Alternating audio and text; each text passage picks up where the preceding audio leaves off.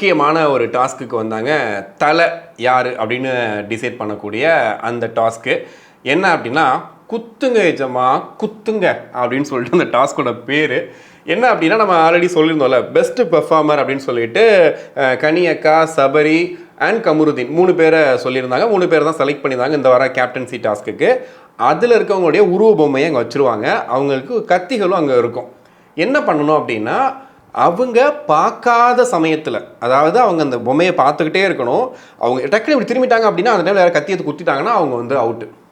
மற்றபடி வந்து லாஸ்ட்டாக யார் உடம்புல யாரோட உருவ பொம்மையில் வந்து கத்தி ரொம்ப கம்மியாக இருக்குது, இல்லை குத்தே படாமல் இருக்கோ, அவங்க தான் வந்து இந்த வாரத்தோட கேப்டன் அப்படின்னு சொல்லிட்டாங்க.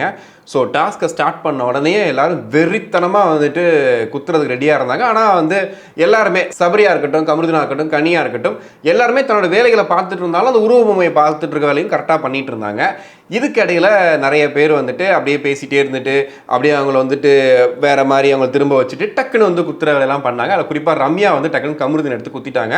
அப்போ வந்து கமருதீன் வந்து நான் பார்த்துட்டேன் அப்படின்னா, இல்லை நீ பார்க்கல அப்படின்னு சொல்லிட்டு ஒரு சின்ன ஒரு ஹீட்டட் கான்வர்சேஷன் போச்சு. அதுக்கப்புறமா வந்துட்டு பிக் பாஸ் சொல்லிட்டாரு, உங்களுக்கு குத்து வாங்கிட்டீங்க அப்படின்னு சொல்லிட்டு. இது வந்து நார்மலாக முடிஞ்ச விஷயம். இதுக்கப்புறம் அதே மாதிரி நம்மளுடைய பார்வதி அவர்கள் உள்ள என்ட்ரி கொடுக்குறாங்க. கொடுத்துட்டு, பார்த்தியா குத்திட்டா, அண்ணன் சொன்னா பார்த்தியா குத்திட்டா. ஏமா இது கேமுமா, கேமில் குத்த தான் செய்வாங்க, அதான் கேமே. அங்கே